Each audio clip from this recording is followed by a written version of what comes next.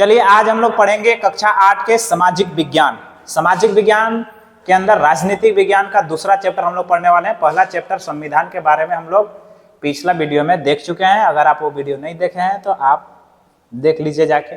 और आज हम लोग पढ़ने वाले हैं भारतीय संविधान के आधारभूत मूल्य। पूरा अध्याय एक ही वीडियो में कंप्लीट करेंगे और एक वीडियो में कंप्लीट करना है तो थोड़ा स्पीड चलना पड़ेगा हम लोग को। तो इसके लिए आप लोग ये कहाँ काम करेगा भाई, ये सब्जेक्ट किसके लिए है भाई? कक्षा 8 के लिए, 9th के लिए, 10th के लिए और कंपटीशन लेवल के लिए भी है। ये कंपटीशन वाला के लिए भी काम करेगा आपको। जैक बोर्ड हो गया, NCERT, JCERT, NMMS, CMMS, अलग अलग एग्जामों में आपको ये कार्य करेगा। तो हम लोग पढ़ना स्टार्ट करते हैं सीधे। सबसे पहले बात करेंगे कि भारतीय संविधान की जो आधारभूत मूल्य है उसको हम लोग को प्रस्तावना में देखने को मिलता है कि भारत संविधान के आधारभूत मूल्य क्या है। मतलब भारत के अंदर संविधान जब लागू होगा तो उसका आधार क्या है। तो भारतीय संविधान का प्रस्तावना आपको पता होना चाहिए भाई। प्रस्तावना को ही हम लोग संविधान का सार कहते हैं। माने पूरी की पूरी संविधान, पूरा का पूरा भारतीय संविधान आप न पढ़िए, आप केवल प्रस्तावना पढ़ लीजिए तो आपको भारतीय संविधान का मतलब पता चल जाएगा। और प्रस्तावना क्या है? हम भारत का संविधान, उद्देशिका भाई, हम भारत के लोग भारत को संपन्न, प्रभुत्व, समाजवादी, पंथ निरपेक्ष, लोकतंत्रात्मक गणराज्य बनाने के लिए तथा उसके समस्त नागरिकों को सामाजिक, आर्थिक, राजनैतिक विचार, राजनीतिक क्या भाई, न्याय, विचार, अभिव्यक्ति, विश्वास, धर्म और उपासना की स्वतंत्रता, प्रतिष्ठा और अवसर की समता प्राप्त कराने के लिए उन सब में व्यक्ति की गरिमा और राष्ट्र की एकता और अखंडता सुनिश्चित करने वाली बंधुता बनाने के लिए दृढ़ संकल्प होकर आज हम लोग इस संविधान सभा में 26 नवंबर 1949 को एतद द्वारा इस संविधान को अधिनियमित आत्मार्पित करते हैं। यह है भारत की प्रस्तावना। और इसी प्रस्तावना के अंदर यही आधारभूत मूल्य हम लोग समझेंगे। प्रभुत्व संपन्न क्या है, समाजवादी क्या है, पंथ निरपेक्ष क्या है, लोकतंत्रात्मक क्या है, गणराज्य क्या है, स्वतंत्रता क्या है, राजनीतिक न्याय, आर्थिक न्याय, सामाजिक न्याय, ये सब क्या है, राष्ट्र की एकता और अखंडता है, बंधुता क्या है। ये सब इन्हीं शब्दों को हम लोग कहते हैं संविधान के आधारभूत मूल्य। यानी कि प्रस्तावना के अंदर जो जो शब्द दिए, पूरा का पूरा संविधान है समझिए, एक पन्ना का। लेकिन संविधान तो बहुत बड़ा है। पूरे दुनिया का सबसे बड़ा संविधान किसका है? भारत का। लेकिन हम लोग संक्षिप्त में पढ़ने वाले हैं। तो सबसे पहले भाई संविधान का सार, पूरे के पूरे संविधान का सार, निचोड़ कौन है? प्रस्तावना। आधारभूत मूल्य की झलक इसी में दिखती है। हम लोग पढ़ने वाले संविधान का आधारभूत मूल्य, तो आधारभूत मूल्य की झलक इसी में दिखती है। अत्यंत संक्षिप्त है, मतलब अत्यंत छोटा है, आकर्षक है, आकर्षित करता है और शब्द की दृष्टि से सारगर्भित है। मतलब इसमें शब्द जो है वह सारगर्भित है, मतलब बहुत मायने वाला शब्द है, बहुत गहराई वाले शब्द हैं ये है भाई। और इसके अंदर 42वां संविधान संशोधन 1976 को कांग्रेस सरकार के द्वारा किया गया था। तो 42वां संविधान संशोधन कब हुआ? 1976 में कांग्रेस सरकार के द्वारा किया गया था। और इसमें प्रधानमंत्री कौन थे? इंदिरा गांधी। और इन्होंने पंथ निरपेक्ष, समाजवादी और अखंडता शब्द को जोड़ा। तो 1976 में भारतीय संविधान के अंदर, प्रस्तावना के अंदर कौन कौन से शब्द जोड़े गए? पंथ निरपेक्ष, समाजवादी और अखंडता। क्वेश्चन यहाँ से आएगा का? क्वेश्चन आएगा कि 42वां संविधान संशोधन के द्वारा कौन सा शब्द जोड़ा गया, या 42वां संविधान संशोधन कब हुआ? 42वां संविधान संशोधन के जब हो रहा था उस समय प्रधानमंत्री कौन थे? इंदिरा गांधी। और ये प्रथम महिला प्रधानमंत्री है। और एक और चीज आपको याद रखना, राष्ट्रीय चिन्ह अशोक स्तंभ। इसमें 4 चिन्ह हैं, 4 शेर हैं इसके अंदर। राष्ट्रीय चिन्ह जो हमारा है अशोक स्तंभ, इसमें कितने शेर हैं? 4 शेर हैं। और ये पहला, दूसरा, तीसरा, इसके पीछे है चौथा। और ये हमारे इंदिरा गांधी हैं, सत्यमेव जयते इसके अंदर लिखा हुआ है। ये जो अशोक स्तंभ है ना, अशोक स्तंभ, इसमें क्या लिखा गया है? सत्यमेव जयते, माने सत्य की हमेशा जीत होती है। तो प्रस्तावना में क्या भाई, भारतीय संविधान का प्रस्तावना के अंदर क्या पूछ सकता है भाई? प्रस्तावना के अंदर 42वां संविधान संशोधन। इसके बाद प्रस्तावना की मूल्य की बात करें कि प्रस्तावना जो आधारभूत मूल्य है, हमारी प्रस्तावना की जो मूल्य है उसके अंदर कौन कौन से शब्द के बारे में हम लोग आज जानेंगे। तो हम लोग संप्रभुता के बारे में आज पढ़ेंगे कि संप्रभुता क्या होता है। समाजवाद के बारे में पढ़ेंगे कि समाजवाद क्या होता है। धर्म निरपेक्ष या पंथ निरपेक्ष के बारे में जानेंगे कि ये धर्म निरपेक्ष क्या होता है, पंथ निरपेक्ष क्या होता है। लोकतंत्र क्या होता है, इसके बारे में भी आज जानेंगे। गणराज्य गणराज्य क्या होता है इसके बारे में भी हम लोग जानेंगे। न्याय के बारे में हम लोग जानेंगे, न्याय में जानेंगे सामाजिक न्याय, आर्थिक न्याय, राजनैतिक न्याय के बारे में। स्वतंत्रता के बारे में जानेंगे। याद करिए हम लोग पीछे पढ़ चुके थे स्वतंत्रता का अधिकार, समानता का अधिकार, अध्याय 1 में। तो स्वतंत्रता के बारे में जानेंगे, समानता के बारे में जानेंगे, बंधुता के बारे में जानेंगे, व्यक्ति की गरिमा क्या है इसके बारे में जानेंगे, और राष्ट्र की एकता एवं अखंडता के बारे में जानेंगे। और इन सब चीजों को ही हम लोग कहते हैं संविधान की आधारभूत मूल्य। यही तो है संविधान के आधारभूत मूल्य, जिसको प्रस्तावना के मूल्य भी हम लोग कह सकते हैं। तो सबसे पहले हम लोग शुरू करेंगे किसके बारे में भाई? संप्रभुता के मतलब क्या है। सबसे पहला बात है संप्रभुता। प्रस्तावना के मूल्य है संप्रभुता, और संप्रभुता के मतलब है संपूर्ण प्रभुत्व। संपूर्ण प्रभुत्व के मतलब आपको कोई भी डिसीजन लेना है, आपको कोई भी डिसीजन लेना है, यानी कि कोई काम के लिए कोई डिसीजन लेना है। जैसे मान लीजिए अभी छठ पूजा आने वाला है बहुत जल्दी, तो छठ पूजा के अंदर आपको कोई सामान लेना है, तो आप सामान लेने के लिए किससे पूछेंगे? अपने खुद से पूछेंगे, या अपने घर वाला से पूछेंगे, या बाहर वाला से पूछेंगे। 3 कंडीशन है। या तो आप खुद पूछ लीजिए अपने आप से कि कौन कौन सा सामान लेना है, या घर वाला से पूछिए कौन कौन सा सामान लेना है, या बाहर वाला आदमी लाके आपको बताएगा कि कौन कौन सा सामान लेना है।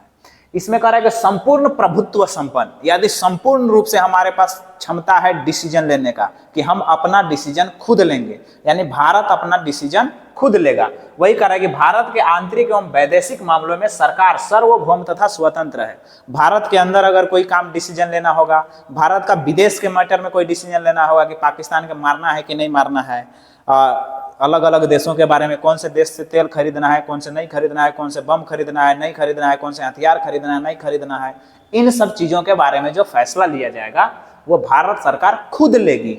मतलब भारत की आंतरिक अंदर में कोई फैसला लेना होगा तो खुद लेगी, विदेशी मामलों का फैसला भी खुद लेगी। और भारतीय स्वाधीनता अधिनियम के बाद ये सब हुआ है। हम लोग जब गुलाम थे, किससे गुलाम थे भाई? ब्रिटिश शासन से गुलाम थे।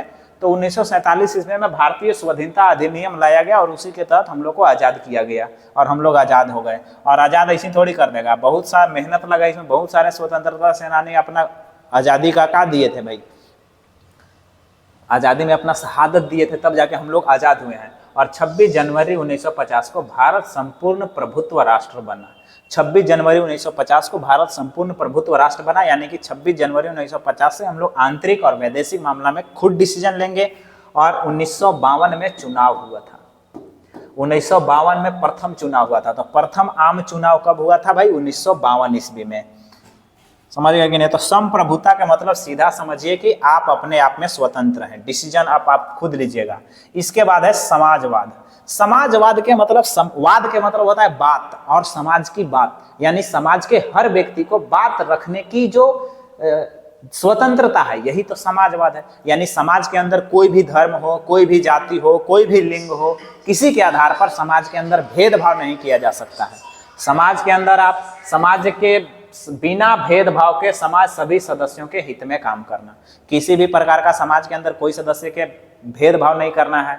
अगर इस प्रकार से आप काम करिएगा तो हम लोग बोलेंगे ये समाजवादी है, सब समाजवादी आदमी है, समाजवादी पार्टी। ऐसा भी कोई पार्टी भी होता है समाजवादी पार्टी। तो समाजवादी पार्टी का मतलब क्या है भाई? कि बिना भेदभाव के समाज के सभी सदस्यों के लिए हित में काम करना, और राज्य का अंतिम लक्ष्य है समाजवाद प्राप्त करना। जितना भी शासन प्रणाली है, कोई भी शासन कर रहा है, तो जितना भी सिस्टम शासन कर रही है, जितने भी राज्य शासन कर रहे हैं, सबका अंतिम लक्ष्य है समाजवाद प्राप्त करना। मतलब कि हम लोग समाज के अंदर किसी भी के भेदभाव नहीं रखें, समाज के कोई भी व्यक्ति के साथ भेदभाव ना रखें, समाज में सभी को समान रूप से देखा जाना चाहिए, ये भेदभाव नहीं है। और लोकतंत्र, समता और अहिंसा द्वारा, लोकतंत्र के द्वारा हम लोग ये समाजवाद प्राप्त कैसे कर सकते हैं? लोकतंत्र के द्वारा प्राप्त कर सकते हैं। समता के द्वारा मतलब एक जैसा समता के द्वारा प्राप्त करना है, और अहिंसा के द्वारा प्राप्त करना है, यानी कि मारपीट के सबके बराबर करेंगे। मारपीट के बराबर कहाँ पर भैया? मारना पड़ेगा तो सबको भी मारना पड़ेगा, क्योंकि समाज में बिना भेदभाव के, तो बिना भेदभाव के सबके मारिएगा, अपनों भी मारना पड़ेगा, अपने भी लाठी खाना पड़ेगा। और सरकार और संस्थाओं द्वारा, निजी व्यक्तियों के द्वारा, सरकार के द्वारा यह काम किया जाएगा, संस्थाओं के द्वारा यह काम किया जा सकता है, निजी व्यक्ति भी ये काम कर सकते हैं, आपके गांव घर के लोग भी ये कर सकते हैं। समाज के में सभी लोगों के समान अवसर प्राप्त होने चाहिए भाई। हम लोग समाजवाद के तहत चलेंगे। और जन कल्याणकारी घोषित करना है भाई। मैंने अपने पूरे देश को, पूरे राज्य को, पूरे सिस्टम को जन कल्याणकारी घोषित करना है, मैंने जनता के सेवा करने वाला कल्याणकारी घोषित करना है, हुआ नहीं है, घोषित करना है। तो समाजवाद के मतलब आप समझ गए, बिना भेदभाव के समाज के सभी हितों, सभी वर्गों का, सभी का एक समान रूप से व्यवहार करना। फिर अगला है धर्मनिरपेक्ष या पंथ निरपेक्ष। धर्मनिरपेक्ष क्या होता है या पंथ निरपेक्ष क्या कह सकते हैं हम लोग? धर्मनिरपेक्ष के मतलब है भाई किसी भी विशेष धर्म का कोई संविधान में बात नहीं किया गया, मतलब कोई धर्म नहीं है। धर्मनिरपेक्ष, कोई धर्म नहीं है ना सब धर्म है, यही है मतलब। संविधान किसी धर्म को विशेष प्रस्तावना नहीं देगी, विशेष बढ़ावा नहीं दे सकती है कि भाई ये धर्म को बढ़ावा देंगे, ये धर्म ऐसे है, वे धर्म ऐसे हैं, कोई बात नहीं। तो किसी धर्म या पंथ विशेष को प्रोत्साहन नहीं, कठोरता का व्यवहार नहीं, किसी को प्रोत्साहित नहीं कर सकते हैं कि भाई इस धर्म को मानना है, किसी को ये कठोरता नहीं कर सकते हैं कि तुमको ये धर्म नहीं मानना है। अगर ऐसा तो यही तो धर्म निरपेक्ष या पंथ निरपेक्ष है, मतलब किसी को जबरदस्ती कोई धर्म नहीं मना सकते हैं, किसी से जबरदस्ती कोई धर्म छुड़वा नहीं सकते हैं, किसी से जबरदस्ती कोई धर्म मनवा नहीं सकते हैं। और धर्म और उपासना की पूर्ण स्वतंत्रता, हर व्यक्ति को अपने प्रकार से धर्म मानने की स्वतंत्रता है, अपने तरह से उपासना करने की स्वतंत्रता है। तो हम लोग भाई अब जैसे इस्लामिक नमाज पढ़ते हैं तो उसको नमाज पढ़ने के लिए स्वतंत्रता है, हिंदू लोग पूजा करेंगे तो पूजा करने के लिए स्वतंत्रता है। ये जो क्राइस्ट लोग, जीसस क्राइस्ट जो होते हैं, यीशु मसीह, वो लोग प्रार्थना करते हैं तो उन लोग को उस प्रकार से स्वतंत्रता है। अब हम कुछ नहीं करेंगे तो हमको भाई उसी प्रकार से स्वतंत्रता है, ना तो हम नमाज पढ़ेंगे, ना पूजा करेंगे, ना प्रार्थना करेंगे, हम मानेंगे भगवान को, तो मानने के लिए भी स्वतंत्रता। आपका जिस हिसाब से आपको है धर्म उपासना करने की पूर्ण स्वतंत्रता है। और राज्य तथा मान्यता प्राप्त शैक्षणिक संस्था, कोई भी शिक्षक संस्था है, स्कूल है, कॉलेज है, इनमें या कोई राज्य के अंदर मान्यता प्राप्त संस्था है, उनमें किसी भी प्रकार के विशेष धर्म की शिक्षा नहीं दिया जाएगा। इन्हीं के उस जाएंगे तो वहां पर रामायण, महाभारत, पुराण, त्रिपिटक, शुद्ध पिटक, विनय पिटक, बौद्ध धर्म, जैन धर्म, ये सब के किसी भी प्रकार के राज्य या राज्य के द्वारा मान्यता प्राप्त, मतलब सीधा समझिए सरकारी विद्यालय, स्कूल, कॉलेज में आपको कोई धर्म के बारे में शिक्षा नहीं दिया जाएगा।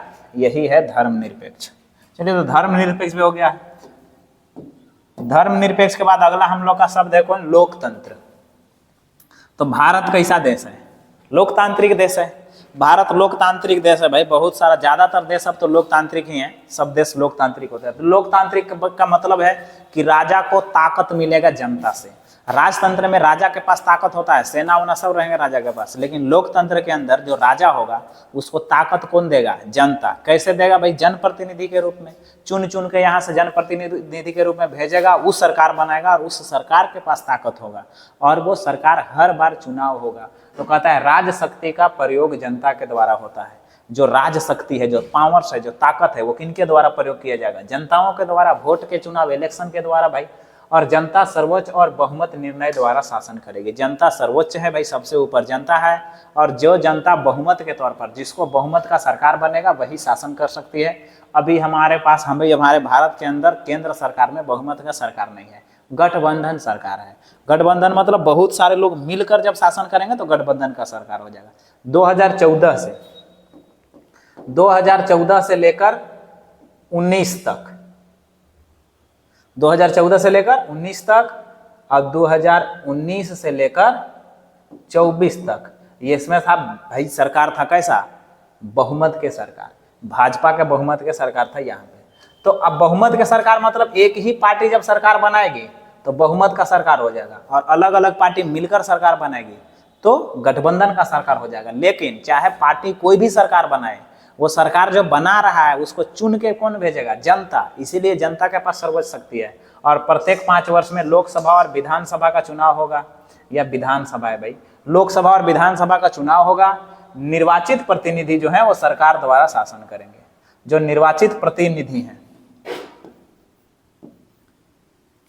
ये वाला जो है ना सर लिख दे रहा है उल्टा पलटा, फोंटवा बदल दे रहा है।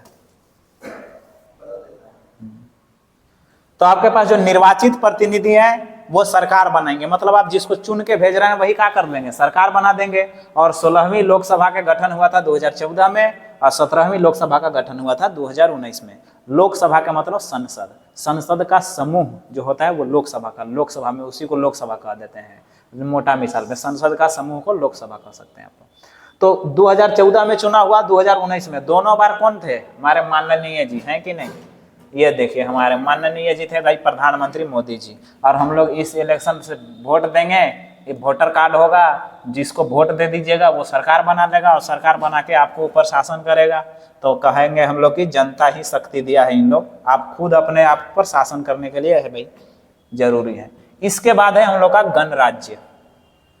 गणराज्य के मतलब भारत एक गणराज्य, गण के मतलब लोग है, राज्य के मतलब शासन है, मैंने लोगों का ही शासन है, यही समझिए। गणराज्य के मतलब राज्य का पद जो है, यानी कि जो मुख्यमंत्री बन रहे हैं, प्रधानमंत्री बन रहे हैं, उनका जो पद है, मान लीजिए हम मुख्यमंत्री बन गए, ठीक, तो हम मुख्यमंत्री बन गए, तो अगला बार कौन मुख्यमंत्री बनेगा? तो पहले जो राजा लोग थे वो कैसे होता था, राजा है भाई कोई, हम राजा हैं तो हमारा बेटा ही अगला राजा बनेगा, उसका बेटा अगला राजा बनेगा, तो ये वंशानुगत था, वंश की जिस प्रकार से गति हो रही थी उस प्रकार से होता था।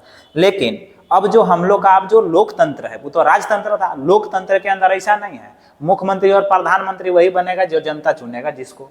तो ये वंशानुगत न होकर निर्वाचित हो रहा है, निर्वाचित का मतलब चुनना, चुना हुआ हो रहा है। और अध्यक्ष का चुनाव निश्चित अवधि के लिए प्रत्यक्ष या अप्रत्यक्ष तरीके से जनता के द्वारा किया जाएगा। भाई जो अध्यक्ष है या तो मुख्यमंत्री हैं, या तो प्रधानमंत्री हैं, या तो राष्ट्रपति हैं, इन सब का जो चुनाव होगा वो जनता करेगी, या तो प्रत्यक्ष रूप से, जैसे हम लोग प्रधानमंत्री का चुनाव प्रत्यक्ष रूप से करते हैं संसदों का, राष्ट्रपति का चुनाव अप्रत्यक्ष रूप से होता है, इन्हीं लोग जो हम लोग चुन के भेजे हैं उन्हीं लोग राष्ट्रपति को चुनाव करता है। तो ये अप्रत्यक्ष या प्रत्यक्ष रूप से जनता ही चुनेगी, वंशानुगत नहीं होगा, यानी कि कोई प्रधानमंत्री बन गया तो उसका बेटा ही प्रधानमंत्री होगा, ये गारंटी नहीं। अगर ओकर बेटा ही चुनाव जीत गया तो बन भी सकता है, ऐसा नहीं है भाई। तो भारत के राष्ट्रपति जो है सर्वोच्च पद है, सबसे ऊंचा पद। संविधान के अनुसार भारत का सर्वोच्च पद कौन है? राष्ट्रपति, भारत के प्रथम नागरिक राष्ट्रपति। जब आप विदेश जाइएगा तो आपको पासपोर्ट पर साइन कौन करेंगे? राष्ट्रपति। तीनों सेनाओं के प्रमुख कौन होंगे? राष्ट्रपति। न्यायालयों के प्रमुख कौन होंगे? राष्ट्रपति। और अपना राष्ट्रपति के पास इतना पावर है कि कोई भी ये सजा माफ कर सकता है, फांसी की सजा भी राष्ट्रपति माफ कर सकते हैं। तो आप इनको फांसी भी नहीं दे सकते। अगर राष्ट्रपति ज्यादा गलती करेंगे, आप फांसी दे दी तो अपने करेंगे मैं अपना सजा माफ करता हूँ, काम खत्म हो जाएगा। और इनका चुनाव अप्रत्यक्ष रूप से होता है, मतलब इनको हम लोग नहीं चुनते हैं, जिनको चुन के भेजे हैं उन लोग इसको चुनता है। और ऐसे ग्रेजुएट जो होते हैं, ग्रेजुएट होने के बाद 3-4 साल बाद आप भी राष्ट्रपति का चुनाव कर सकते हैं, उसका प्रक्रिया तो भाई अलग है। और भारत के प्रथम राष्ट्रपति थे डॉक्टर राजेंद्र प्रसाद। तो भारत के प्रथम राष्ट्रपति डॉक्टर राजेंद्र प्रसाद 26 जनवरी 1950 ईस्वी को बने थे। और आपको कमेंट करके बताना है कि अभी वर्तमान में राष्ट्रपति कौन है, वर्तमान में राष्ट्रपति कौन है और वो कब राष्ट्रपति बने हैं, ये भी डेट भी देना है आपको। तो भारत के प्रथम राष्ट्रपति कौन है? राजेंद्र प्रसाद डॉक्टर, और 26 जनवरी 1950 को ये बने थे। लेकिन अभी वर्तमान में राष्ट्रपति, प्रधानमंत्री बोल दिए, राष्ट्रपति हैं भाई। वर्तमान में राष्ट्रपति कौन है और वो कब से राष्ट्रपति पद पर आसीन है। इसके बाद है न्याय। अगला हम लोग का शब्द है न्याय। न्याय के मतलब है 3 प्रकार से हम लोग न्याय देखेंगे। एक देखेंगे सामाजिक न्याय, एक देखेंगे आर्थिक न्याय, और देखेंगे राजनैतिक न्याय। तो सबसे पहले सामाजिक न्याय। सामाजिक न्याय के मतलब समाज में क्या न्याय करिएगा? समाज में कोई धर्म का है तो कोई टेंशन नहीं है, मतलब किसी जाति के आधार पर, किसी को धर्म के आधार पर, किसी को लिंग के आधार पर, किसी को जन्म स्थान के आधार पर आप जब भेदभाव नहीं करिएगा तो इसको हम लोग कहेंगे सामाजिक न्याय। मतलब किसी के साथ भेदभाव नहीं करना है, रंग के आधार पर, गोला काला के आधार पर नहीं करना है, कोई जाति के आधार पर, भूया चमार, कोयरी, दुसाद, पंडित, ये सब इसके आधार पर भेदभाव नहीं करना है, धर्म के आधार पर भेदभाव नहीं कर सकते हैं हम लोग। तो ये सब जब भेदभाव नहीं करेंगे तो हम लोग कहेंगे ये सामाजिक न्याय है भाई, ठीक। और सरकार के नौकरी क्या हो, सरकार के अंदर जो नौकरी होगा, सरकारी नौकरी निकलेगा, उस पर सबको समान अवसर प्राप्त होने चाहिए, तो हम लोग कहेंगे सामाजिक न्याय है भाई। तो 2 कंडीशंस है, जन्म, लिंग, जन्म स्थान आधार पर भेदभाव नहीं कर सकते हैं, सरकारी नौकरी के अंदर कोई भेदभाव नहीं होगा, सबको समान अवसर प्राप्त हो, तो इसको हम लोग कहेंगे कि यह है सामाजिक न्याय, ठीक है भाई। इसके बाद है आर्थिक न्याय। आर्थिक न्याय, आर्थिक के मतलब तो पैसा है, आर्थिक के मतलब सीधा पैसा से है। अर्थ के मतलब ही पैसा होता है, अर्थ मतलब तो जमीन होता है, अर्थ मतलब पृथ्वी, लेकिन अर्थ मतलब पैसा, आपको समझ। आर्थिक न्याय, पैसे के लिए न्याय कैसे करेंगे भाई? उत्पादन एवं वितरण साधनों का न्यायोचित वितरण भाई।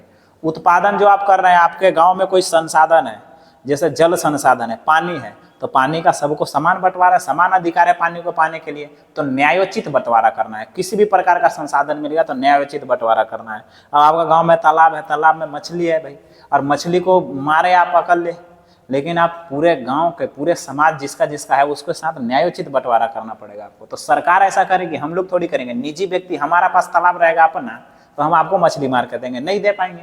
निजी व्यक्ति में काम नहीं होगा, ये सरकारी जमीन होगा, सरकारी तालाब होगा, सरकारी जमीन होगा, सरकारी संस्थान होगा, सरकारी संसाधन होगा। तो वही कह रहा है कि उत्पादन एवं वितरण के साधनों का न्यायोचित वितरण करना है। जो उत्पादन करने वाले हैं वो सब साधनों का, सभी को जीविका का पर्याप्त साधन प्राप्त हो, जीने के लिए सबको साधन प्राप्त होना चाहिए कि हम जिंदा रह सकें, खा सकें, इसके लिए सरकार काम करेगी। भौतिक संपदा का वितरण सामूहिक हितों में है। भाई भौतिक रूप से जो संपदा है, जो सार्वजनिक संपदा है, जो संपदा यानी कि पैसा है या संपत्ति जो है सार्वजनिक, उसको समान रूप से वितरण करना है, समाज के हर व्यक्ति को देना है। सामान्य कार्य का सामान्य वेतन है। एक जैसा काम कोई महिला कर रही है, पुरुष कर रहा है, तो उन लोग दोनों को एक जैसा वेतन देना है।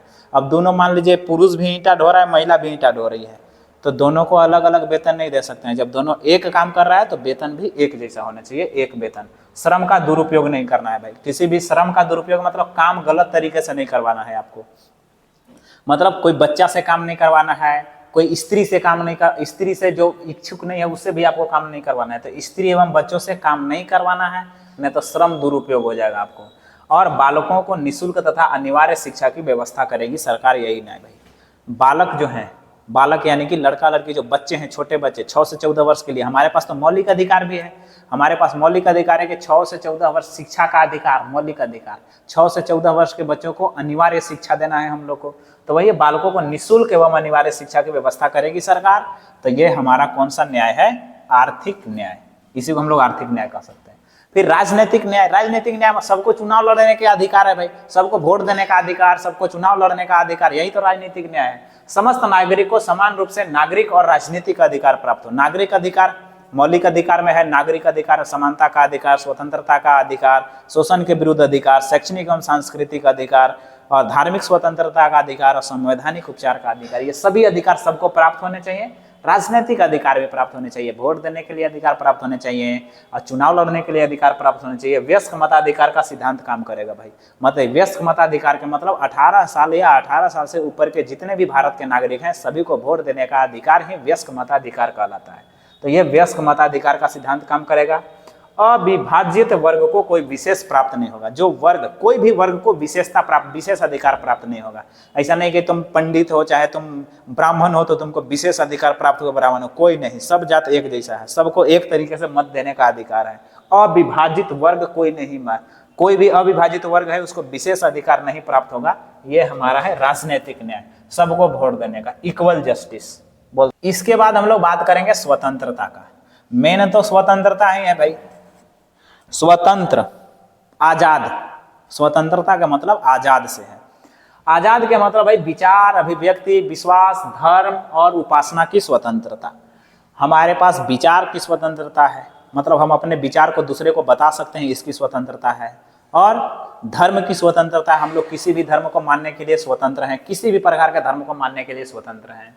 अब अभिव्यक्ति की स्वतंत्रता है, अपने आप को हम बता रहे हैं, अभिव्यक्त कर रहे हैं कि हाँ भाई हम क्लास 8 के पढ़ा रहे हैं, सामाजिक विज्ञान, राजनीतिक विज्ञान में संविधान के आधारभूत मूल्य, इस प्रकार से अपने आप को अभिव्यक्त कर रहे हैं, आपको समझा रहे हैं, समझा के अभिव्यक्त कर रहे हैं। तो आप किसी भी तरह से अभिव्यक्त कर सकते हैं, कहीं भी अभिव्यक्त कर सकते हैं, अपने आप को अभिव्यक्ति करने की आपको आज़ादी है। और उपासना की भी आज़ादी है, आप किसी की उपासना कर सकते हैं। आप मान लीजिए पूजा पाठ करना भी तो उपासना ही, उपासना कर सकते हैं। और भाषण और अभिव्यक्ति की स्वतंत्रता, क्वेश्चन यहीं से आएगा, ये तो समझने वाला चीज था। क्वेश्चन आपको यहाँ से आएगा कि भाषण और अभिव्यक्ति की स्वतंत्रता कौन से अनुच्छेद में? अनुच्छेद 19। तो सबसे पहला क्वेश्चन आएगा भाषण एवं अभिव्यक्ति की स्वतंत्रता, अनुच्छेद 21। विश्वास, धर्म और उपासना की स्वतंत्रता, अनुच्छेद 25 से 28। तो विश्वास, धर्म और उपासना, किसी के ऊपर विश्वास करना है, ये विश्वास, धर्म और उपासना की स्वतंत्रता। भगवान जी पर विश्वास है, हमको विश्वास है, तो हम दूसरा कोई लाने का कहेगा तो काहे विश्वास कर रहा है भाई? तो हमको पास आजादी है विश्वास करने का कि हाँ हम विश्वास करेंगे कि शंकर भगवान आएंगे हमारे पास, हमको लेकर चले जाएंगे। तो आपको अनुच्छेद 25 से 28 तक ये आपको आजादी मिलेगा, जब तक देश की एकता एवं अखंडता पर कोई आंच ना आए। यानी कि आपको कोई भी अधिकार, आपको किसी भी प्रकार के अधिकार तभी तक मिल सकता है जब तक कि देश की एकता एवं अखंडता पर किसी भी प्रकार का कोई दिक्कत ना आए, आंच ना आए। तो मान लीजिए आपको अभिव्यक्ति की स्वतंत्रता है एकदम, कि हमको भाषण देने की स्वतंत्रता है, अनुच्छेद 15 एकदम हल्ला कर ले चल रहे हैं आप लोग, ये ऐसे है वो ऐसे है, पूरा सबके गाली दे रहे हैं, नेता सबके गाली देने लग रहे हैं, जो काम करने वाले हैं कार्यपालिका को उसको गाली दे रहे हैं, न्यायपालिका को कोसने लग रहे हैं कि न्यायालय कुछ ऐसे नहीं है वैसे नहीं है, न्यायालय अभी तक इतना सारा केस हमारे अंदर पेंडिंग है, हम मर्डर कर देंगे तो 70 साल हमको केस फाइनल होने में लगने लगेगा। तो कुछ ऐसा बात अभी आप अभिव्यक्त न कर दें जिससे कि देश की एकता और अखंडता में दिक्कत आए, तो आपको गड़बड़ कर देगा, देशद्रोह के केस में आपको अंदर कर दिया जाएगा। फिर हम अगला जो हम लोग का मूल्य वो है समानता। समानता का मतलब भाई व्यक्ति के, कोई भी व्यक्ति है उसके विकास के लिए समुचित, भाई सबको विकास के लिए समान अवसर प्राप्त होने चाहिए। अब जैसे हमारे अंदर क्षमता है तो हम विकास करेंगे, आपके अंदर क्षमता है आप विकास करिए, समाज के सभी लोग के अंदर क्षमता है सब लोग विकास करेंगे। जिसके पास जिस प्रकार से पावर्स है, क्षमता है, जिस प्रकार से उसका सम्मान होना चाहिए, उस पद के लिए लायक है, जो जिस पद के लिए जो लायक है उसी को वो पद मिलना चाहिए। ऐसा नहीं है कि पैसा लेके सब घूसखोरी करके हमारे अंदर, हमारे भारत के अभी देखिए अभी कंडीशंस क्या है समानता के लिए। अभी तो आपको चाहे कोई भी सेंट्रल नौकरी निकले चाहे झारखंड के निकले, सब में चोरी, सब में चोरी, सब में पेपर लीक, सब में, तो ये कंडीशंस आपको समानता का अधिकार थोड़ी दे रहा है। तो ये हम लोग के पास समानता नहीं है, कहने के लिए है संविधान में, रियल में ग्राउंड लेवल पर नहीं मिलेगा आपको। इसके लिए हम CGL हम एग्जाम दिए थे, वो JSSC का CGL वो रद्द कर दिया छोटा सा, क्या कर सकते हैं, SSC वाला सब रद्द कर देता है। और तो ये कंडीशन है, सार्वजनिक स्थान पर प्रवेश सबके लिए सुलभ है भाई। सार्वजनिक स्थान, किसी भी प्रकार का सार्वजनिक स्थान है, मंदिर है, मस्जिद, मंदिर है, स्कूल है और चौक है, कोई बाजार है, कोई ब्लॉक, जैसे ब्लॉक हो गया सार्वजनिक, तो जितने भी सारे सार्वजनिक स्थान है वहां पर किसी भी प्रकार किसी को प्रवेश के लिए वंचित नहीं किया जाएगा। सार्वजनिक स्थान पर सबके लिए प्रवेश सुलभ है, सब जा सकते हैं हम लोग सार्वजनिक स्थान पर, किसी भी स्थान पर। और छुआछूत दंडनीय अपराध घोषित कर दिया गया है, किसी के साथ छुआछूत व्यवहार नहीं करना है, दंडनीय अपराध कर देगा। ये नहीं कि तुम नीच जाति का हो तो तुमसे हम छुआ जाएंगे, तुम उच्च जाति का हो तो हम तरह से छुआ जाएंगे, ये सब फलान देगा। छुआछूत आपको, ये बिल्कुल गलत है, कोई किसी से छुआ नहीं सकता है। छुआइएगा क्या करेगा, सबको तो छुआइले है, पूरा धरती छुआया, आप धरती के छू दिए तो आप भी छुआछूत एकदम मानना नहीं है भाई। किसी भी प्रकार का छुआछूत आपको कहाँ भाई, दंडनीय अपराध है, दंड मिलेगा आपको, और आपको दंड मिलेगा। फिर अब हमरा मत कहिएगा कि हमको दंड मिल गया, छुआछूत करिएगा दंड मिलेगा आपको। अगला हम लोग का शब्द है बंधुता, कि ये बंधुता क्या है। बंधुता मतलब हम लोग को मिलजुल के रहना है, समाज के सभी वर्ग मिलजुल कर जब रहेंगे ना, इसी को हम लोग बंधुता कह सकते हैं। यानी कि हम सभी भारतीय एक हैं, इसी के भावना उत्पन्न करना है कि हम सभी भारतीय हैं, ना तो हमारा कोई धर्म है, ना कोई जात है, ना कोई लिंग है, ना कुछ नहीं है, हम लोग सब भारतीय हैं। भारत की विकास के लिए, भारत को अच्छे ऊंचे जगह पर ले जाने के लिए, भारत को चरमोत्कर्ष प्राप्त करने के लिए, भारत के सभी नागरिकों को सब कुछ देने के लिए हम लोग काम करेंगे। और भावना उत्पन्न करना है मन के अंदर कि हम सब एक हैं। आपके मन के अंदर भावना उत्पन्न हो जाएगा, वही बंधुता है। मौलिक अधिकार, सामाजिक और आर्थिक समानता का लक्ष्य मेन है बंधुता।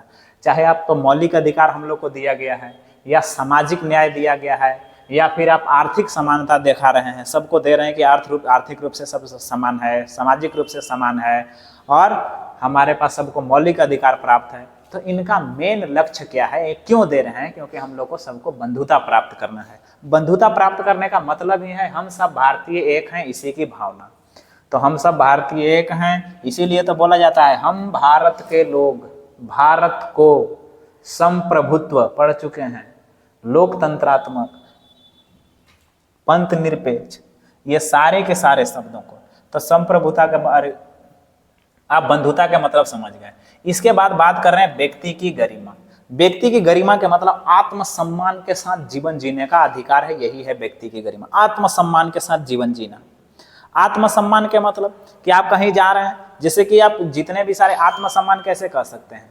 आत्मसम्मान मतलब आप कोई ऐसा आपके अंदर कोई डिफॉल्ट हो, जैसे आप मान लीजिए किसी अंग से ग्रसित है, आप लांगड़ हैं या अंधर हैं या गूंग हैं या बहिर हैं, तो उसको लोग देखते हैं कैसे कहता है लंगड़ा है गूंगा है, तो उसके आत्मसम्मान के ऊपर ठेस पहुंच रहा है। तो यही है आत्मसम्मान, मतलब अपना फेस वैल्यू सामने, मुंडी नीचे झुका के नहीं चलना है। सर कटा सकते हैं लेकिन सर झुका सकते हैं नहीं, सुने हैं कि नहीं?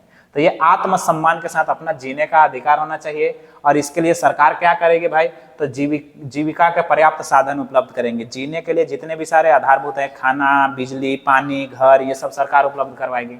काम की न्याय संगतता करवाएगी। हर काम के लिए हर व्यक्ति को, लड़का लड़की है चाहे महिला पुरुष है, तो एक काम कर रहा है तो एक तरह से पैसा दे। मनोचित दशाएं उपलब्ध कराएगी, मानव उचित दशाएं उपलब्ध करवाएगी। और यह सब काम करने के लिए आपको अनुच्छेद 17 तथा 32 व्यक्ति की गरिमा की अभिवृद्धि में सहायक है। अगर आपको कोई आत्मसम्मान पर आपको कोई ठेस पहुंचा रहा है, आपको बिना मतलब के कोई गाली दे रहा है, आपको कोई बिना मतलब के कोई लज्जित कर रहा है, तो आप अनुच्छेद 17 तथा 32 के तहत, और ये अनुच्छेद 17 तथा 32 मतलब मौलिक अधिकार। मौलिक अधिकार आपको पहले ही पढ़ चुके हैं हम लोग कि अनुच्छेद 12 से लेकर 30 और 32 से लेकर 35, ये अनुच्छेद, इसके अंदर जितने भी सारे अनुच्छेद आएंगे सब मौलिक अधिकार के तहत आते हैं सब। तो 17 से 32 तक में मौलिक अधिकार आ गया भाई। 17 तथा 32 तो मौलिक अधिकार है व्यक्ति की गरिमा में वृद्धि। कोई आपको लज्जित नहीं कर सकता है, कोई आपके साथ दुर्व्यवहार नहीं कर सकता है। आत्मसम्मान के साथ जीवन जीने का अधिकार है हमको।